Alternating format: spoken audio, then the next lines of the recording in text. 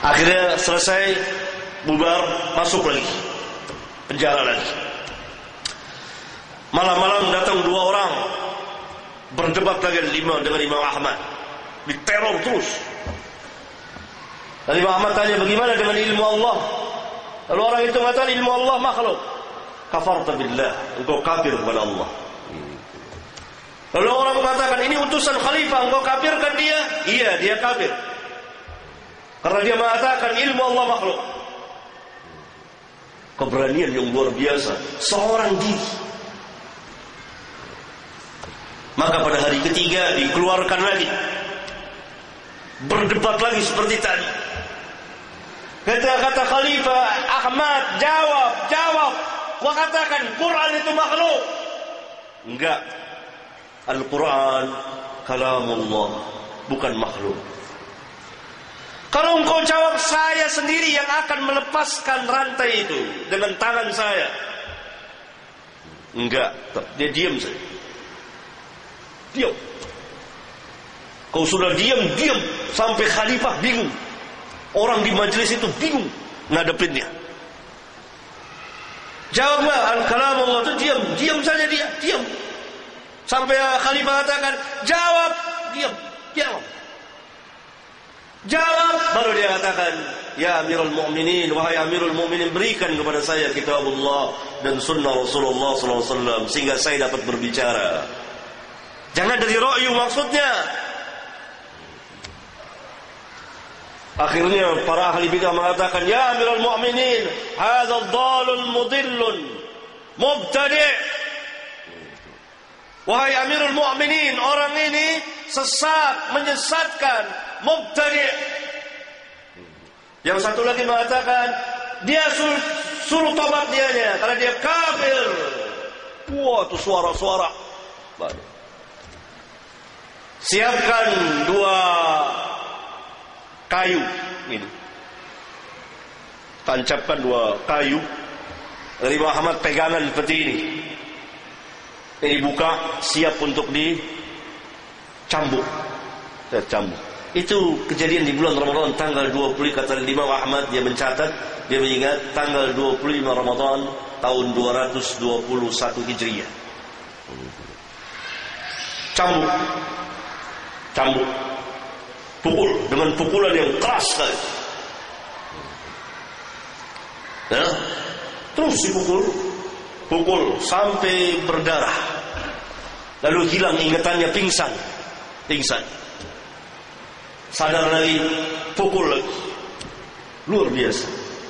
Sehingga Imam Ahmad mengatakan, wahai Amirul Mu'minin, ingatlah, nanti engkau akan berdiri di hadapan Allah sebagaimana aku berdiri di hadapanmu sekarang. Gemetar khalifah mendengar itu. Dia tahan, enggak berani lagi. Lalu ahli bid'ah diselingkan, ini dhalul mudillul mubtadi'. Orang ini sesat, menyesatkan dan ahli bid'ah. Maka semangat lagi khalifah, pukulin lagi sampai berdarah-darah. Dan itu Imam Ahmad tetap saum.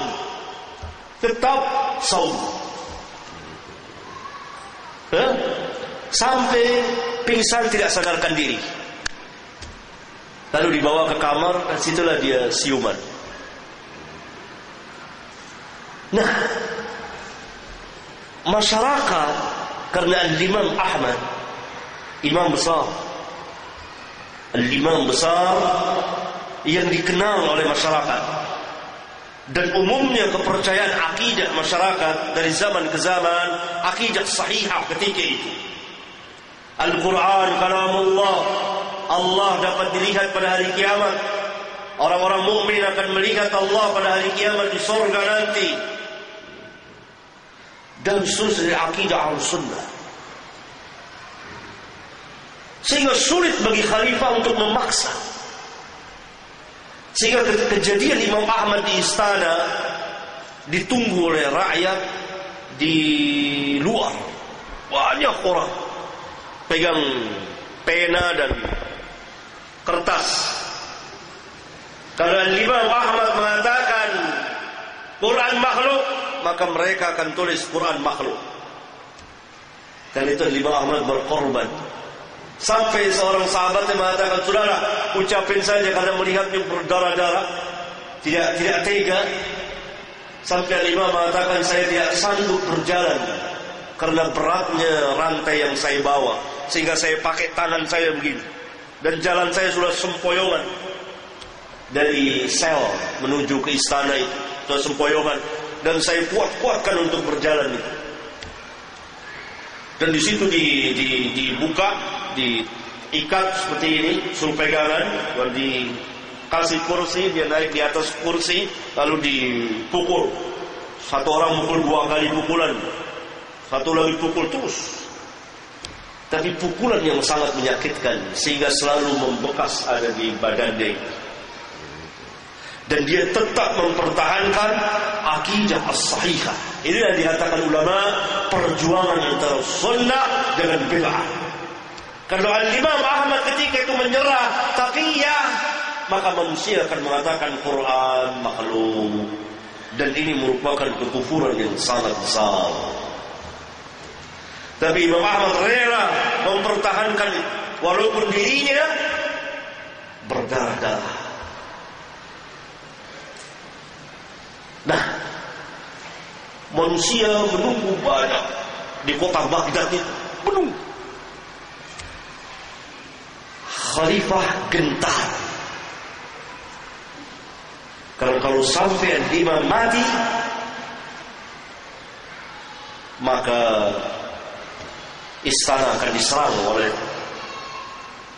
massa yang begitu banyak. Walaupun imam tidak memerintahkan, tapi orang semua nunggu, orang-orang awam. Dan mereka pegang pena, mau catat apa kata imam. Ternyata imam tetap mengatakan Al-Quran kalamullah, bukan makhluk. Akidahnya luar biasa. Akhirnya dikeluarkan oleh khalifah ke rumahnya, tidak dipenjara karena khawatir.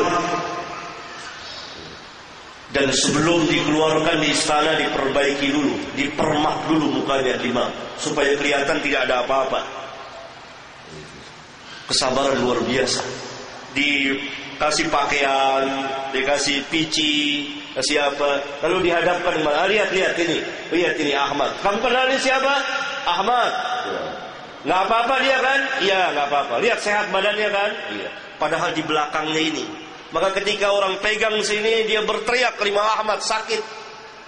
Orang nggak tahu ada bekasnya di belakang. Maka dia dibawa ke rumahnya. Khalifah mulai menyesal.